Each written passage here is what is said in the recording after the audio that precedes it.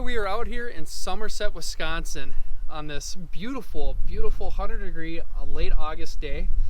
Normally it's like 60 degrees outside this time of year, but we picked this date probably about 3 weeks ago and picked the hottest one on the entire week. It wasn't forecasted to be this hot. No, usually it's not the issue in Minnesota, Wisconsin, but we got Todd Myers here, kind of the main owner, or the owner of Cor Powersports, doing the cross-country series around here in the Midwest mainly. And Todd's been around this for a long time, very long time. So Todd's gonna be nice enough to let us come out here. We got all of his beautiful sleds set up, got the new trailer behind us. So we'll just kind of kick her off with Todd. I mean, a lot of people know cross-country racing, but what's Cor? Yep, so Cor Powersports, we are, as I mentioned earlier, I think it's year 13 of the race circuit, 14 years involved with racing. Before that, we had a business called Myers Racing Incorporated, was our own family racing. I was race director at CNA Pro for 4 years, helped develop some CNA skis and stuff like that. So I've been around snowmobile racing for about 23 years. So 2009, we decided to make a shift in how we approach our racing, and we wanted to do a ministry outreach. So actually our local church here in Somerset shared with the pastor the idea what our plan was. And, I was recovering from knee surgery after the I-500, and we're sitting at a youth soccer game kind of discussing things, and landed on Cor, which is actually the abbreviation for Corinthians. My wife and I, we landed on that, and then I don't know, who would have thought 14 years later it'd be this. So right. It was never our vision to do what we're doing. It's just basically living life with everybody and kind of It's a sweet series where everyone is more than just a racer on the racer sheet, the scoring sheet. At the end of the day, it's more or less a family. Yep. It's my wife and I. We started this. We're 50-50 owners on it. It's a family. Our family is basically what started it. She's 21 now, and my son's 24. But when we started this, she was 8 years old. My daughter running staging, and my son was helping with scoring at 13 because he broke his ankle 2 weeks before race season. So he got stuck in the scoring, which we hand scored with stopwatches the first year. Wife said she would quit if we ever did that again. So it's but yeah, so it just started with us four, and then a friend of mine from my snowcross team that helped us, one of the helps. He used to race, and him and I thought it can't be that hard to start a circuit. And the very first race, we were up in Mercer, Wisconsin, setting up I want to say it was like a 6 or 7 mile course, and we're like, we got there about 1 o'clock on Friday afternoon, thought how simple it'd be. 2 o'clock in the morning, we were still setting the race course. So it's very eye-opening for us, and it's slowly snowballed to what it is. We've just stayed true to our roots of the ministry foundation of what we do. And it's just basically, that's kind of been the driving force behind it. We've always been to the point of, if we can't afford to do it, we're not going to do it. For the first 9 years, it's whatever profit we made off the circuit, we put back into it. When we acquired USXC was the first time we took out a loan, and we did a loan, bought a bunch of equipment from USXC. We kept the Cor name because Cor was around longer, and Cor Powersports is actually an LLC now. We made it an LLC to protect the ministry foundation of the organization. So, sure. But yeah, now it went from that first race of 5 people to this year we have 19 crew members. So that's awesome. A lot of staff, and a lot of them are older racers that want to be involved still, and a handful of the crew is actually friends of ours locally from our church that know the foundation of it, and they just want to be part of something bigger. Right. The other joke is they know with me they're going to snowmobile. It's the years that we had lean years of snowmobiling, they still ride. We figured it out last year. The main course marshals logged about 3,000 or 4,000 miles riding in the winter. Wow. So it's the guys that are on the sleds working, they're the people you don't see, but they're doing a lot of the hard work, and I get a lot of the exposure and accolades on it, but I can't do it without my crew. Right. Without having all of them supporting in that, because we show up typically about 4 days before the race, and we're usually there for a day or two after cleaning up. So unlike snowcross, we're setting up 125 mile courses and stuff like that. So it's a lot more labor intensive of what we do. A lot of permitting and stuff like that. So Yeah. my summers, I start working with the venues and working on permitting process, Sheriff's Department, DNR. A couple of them I have to work with the Minnesota Highway Department, Transportation, State Patrol. It's a lot that goes into it, and if we're doing our job well, people won't see it. So we're very grateful that people still come out and race with us, trust what we're doing and the vision that we have for the circuit. And it's just thanks to sponsors like you guys, we're able to continue doing what we're doing. So well, you guys are doing an awesome job with this series, and we're happy to be part of it. I mean, we're in every aspect of snowmobiling, right? Whether it's a race world, the trail world, mountains, and crossover, you name it. But it's organizations like this that really help, keep the snowmobiling world keep rolling again, bringing in the next crew. Because, like you said, a lot of your crew members are former racers. They're here to help it keep it going again. Yep. And that's awesome. I mean, how many? I mean, there's a lot of racers that aren't doing every single race of the season, and there's a lot that do the whole crew. But how many racers you roughly carry around? For members, we usually have about roughly in that 125 to 150 seasoned members, but we also have a lot of races. We go to unique areas to where the people don't travel the whole time, so we have a lot of locals, and that's the benefit of how we run the circuit. We have amateur classes as well as the pro classes, so you have the guys that are doing this for a living. People like Herfindahl and Reverings and Bunkies. That racing is their main focus, and it's so we're able to be part of that history, but we also are building the history with these families that their kids are racing and stuff like that. So I have been told I'm not good at delegating. It's I've always been if I want it done right, I just do it myself.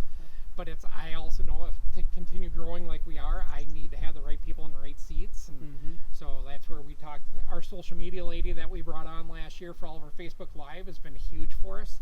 She's got the gift of gab. She loves being on camera. I hate being on camera. So we enticed him today.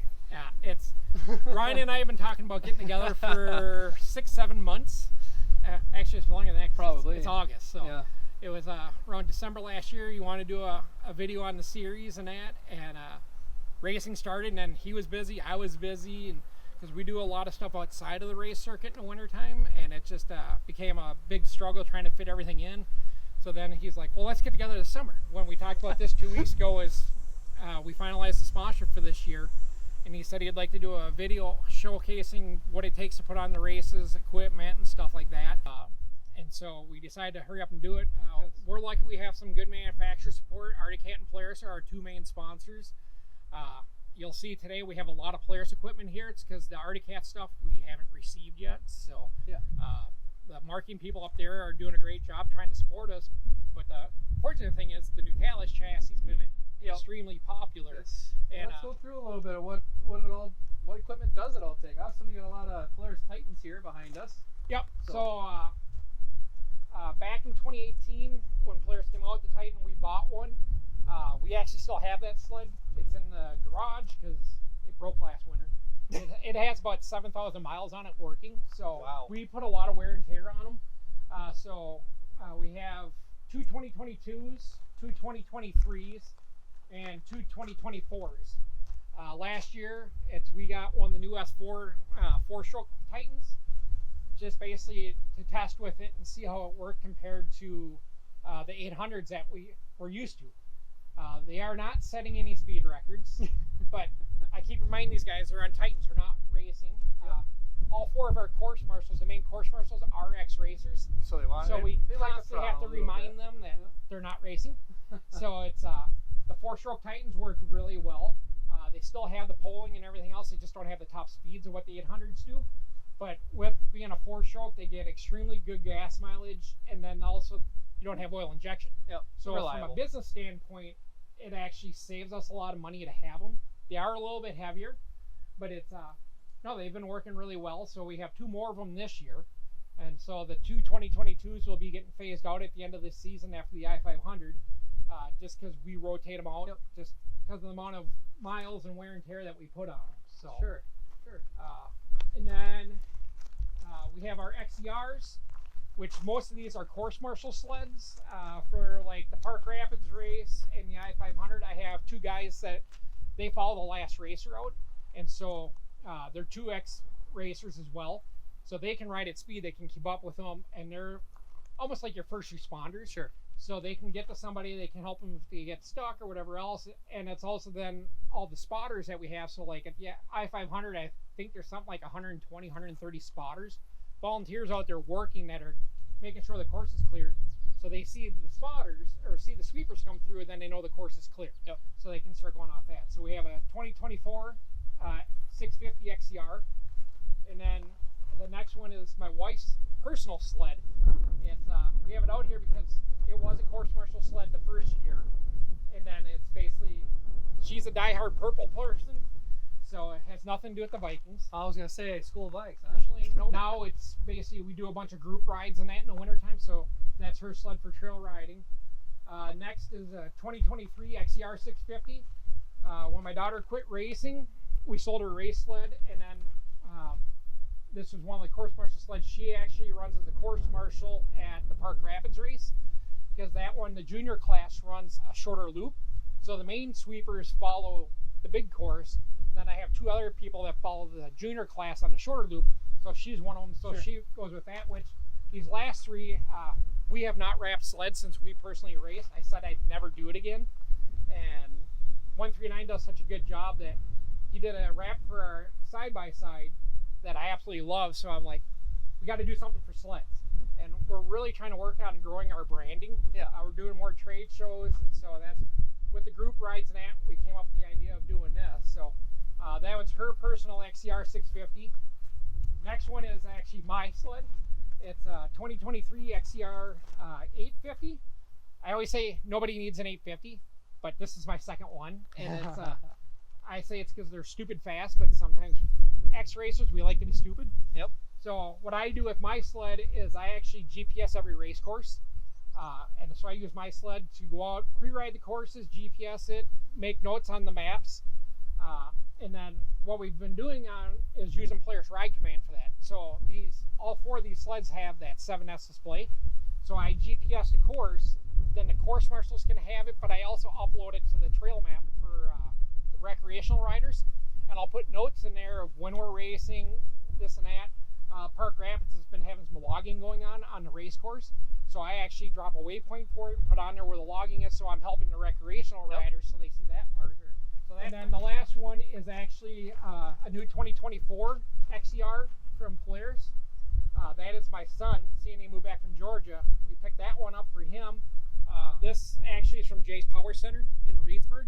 Jay Milstead is a pro racer, world champion, so he's been a part of the series for a long time. And the side-by-side that we have from him before, we actually ended up buying because it worked so well. Yeah. He wanted to be involved again, and so this was a demo unit he had, so he said come get it. So and then you can take the ride command information from your sleds onto this. Yep. When you plow the course. Yep. So at the lake races, some of them I've had to use a side-by-side for it, so I can GPS it with that. Like at Otter Tail, because it was a new race last year, I actually plowed the first path with the side-by-side. And I GPSed it as I plowed it, and then the guys who were in the plow trucks had my GPS so they could just follow it. That's awesome. So, but that we'll have tracks and plow on it. Because now with the side-by-sides, it's opened up to that industry. We have a lot more side-by-side companies wanting to get involved with us because a lot of our racers and our fans own side-by-sides for hunting, working on farms, stuff like that. Mm-hmm. And it also worked out. Western Powersports, they own Sedona Wheels, so they got involved with us. They were already a sponsor, but now we're promoting their tire brand. So yeah, I like that a lot. It looks really good.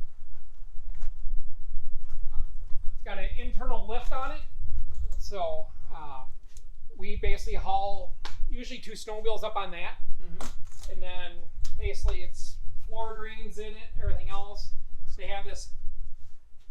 That's one of my favorite things. Plus those straps from Caliber Products. I love those straps. Those straps are amazing because they don't get tangled and everything else. You work crazy. And they retract everything. So, there's no excess. And then we got the 1 Corinthians 9:24 through 27. Yep. So this is actually the foundation for Cor. It's that is kind of when we started the ministry. This was our foundation, and it's what we still go off of today. So we wanted to do something. And 139 came up with doing this. It was going to go in a different spot, but we decided to do it down here. So these boxes just showed up this week. It's FXR is a big sponsor of ours, so all of our course marshals are outfitted head to toe in FXR gear. So we got some new coats, helmets. This is just a fraction of the stuff that's coming. Right. They've been a great sponsor of ours. Love the products. It's we're trying some electric face shield visors this year for the course marshals when it's 41 below. Yep. So it's working on that. But this is our clothing area for all the races. So it's the company put plywood behind here. We have hooks for everything. But so in the clothing, it's with this section we have the cabinets here, and every single one of these cabinets, the trailer company designed these cubbies for us. So Andrea goes through, inventories everything, labels everything, because she loves her label maker. And so it's all of our t-shirts, sweatshirts, hoodies, hats, everything's here. So we sell them at the events. And then after all the clothing area, this is basically one of our wardrobe cabinets that we keep in here. Oh, nice. So we have our boot dryers, pick coats for the crew. Then this is all the clothing that's on display. Mm-hmm. And then I have a pack out that's all the tech stuff. Nice. So all their tech tools and everything, so they can just roll that out and set that up. Mm-hmm. And so it works out really well for them. The counter behind you actually can be removed from the wall and set up outside, so they create their own little workstation. Awesome. People think it's the TV for watching Supercross and all that stuff at the races, but it's actually, we run live timing and scoring. Yeah, so it's all. So this is a way for the tech guys when it's 30 below out, they can watch the scoring on here. Yep. And know where the races is and stuff like that. Sure. So that was something that I put in myself that worked out pretty well. Then just all these other companies are just all the stuff, because we cook food for the crew every weekend. So we have 2 crock pots, 45 pot, coffee pot, and stuff like that. So basically it's kind of, we're self-contained. We do everything in here. Don't have a bathroom. I didn't want to deal with that, but no. Generator on board, 30-gallon fuel tank on board. So it's basically, we can do all our stuff, but all the base cabinets is all the tools that we need for working. We got chainsaws, chemicals, zip ties. There's actually a lot more in here than zip ties and that. But it's kind of a jungle, kind of where everything needs to be. But it's still able to carry everything you need. All our cords and that. I created a nut and bolt bin. So, nice. you never know what you're going to need. Right. And when you're dealing with all the sleds and everything else, there's something happening. Yep. So, and then basically C-Tech did all of our cabinets for the toolboxes. Yeah, radio and everything too. Yep. Stereos in here. We have 2 speakers here, one in the roof in the back, and then there's actually one in the front for the girls in the office. Nice. With an on-off switch for them. So if they don't want to hear it, they can shut it off. They can. And then basically our crock pots and everything up here. And then plenty of charging, because everything we use is electronic now. Mm-hmm. It's gas-powered chainsaws and that we always had issues with them. When we had the trailer built, a couple of things that they did unique. So making use of the dead space. Oh, awesome. So we got all this. So it's cold weather hydraulic fluid for the landing gear, and then the lift is hydraulic as well. Road flares. Everything. I never even noticed those that were in there right away. Yep. I didn't even notice them either until they showed me. And then scoring loops, coaxials. It's basically these 2 drawers are mine for at the races, and then of course more caliber tie-on straps. So, but it works out really well. With the airline track system in here, it's super easy configurable to tie everything down. As you can see, the totes and everything that are in here now, it's because we're getting ready for the trade show, so we're getting ready for that. Awesome. And then Andrea's office. So this was, as we work with the architects of the trailer company, Andrea worked on this one. This is her office. So instead of like a normal racer lounge, or a racer trailer where they have a lounge and all that, this is completely set up for what she needs. So our 2-way radios for the crew will go on here. We have one of the scorers, her spot, the announcer, the PA system for the announcer, FM transmitter. Wow. Wireless microphones. The crew, racing is kind of the thing that we do, but it's the hanging out with each other. Better camaraderie. So then if you turned around, you can see the attic part above of the shop, and that's basically we haul everything that we need for the races. Up there we have all the speakers, the safety vest that we ran, backup printers, our internet, our Starlink is up there. It's just kind of a catch-all. I mean, we used to have 2 trailers for hauling all this, so we built this trailer now to where we put it all in one. So I eliminated a full-time employee, a truck, and a trailer. So we eliminated a lot of cost and overhead. I made up for it with snowmobiles, obviously. But then we do have another 33-foot Triton trailer that hauls the course signs and some of the course marshal sleds and stuff like that. Because I don't let the course signs come in this trailer because they're messy. Yep. So this trailer, we try to keep it nice and clean and stuff like that. So awesome. Andrea is very picky when it comes to her office. So that wraps up kind of a quick tour here of Cor Powersports. Big thanks to Todd for letting us come out here, even though it's been 100 degrees out today. A little bit of camera issues because it also thought it was really hot. But it's still a really cool series with very, very, very good morals behind it. It's still, like Todd mentioned earlier, him and iSoccer, one of the 2 privately owned ones really around. So it really gives that family aspect to everything. So make sure you guys go check out Cor Powersports. And if you're into cross-country racing, make sure you go catch one of the races and even sign up and race yourselves. But till the next video, make sure you guys ride safe.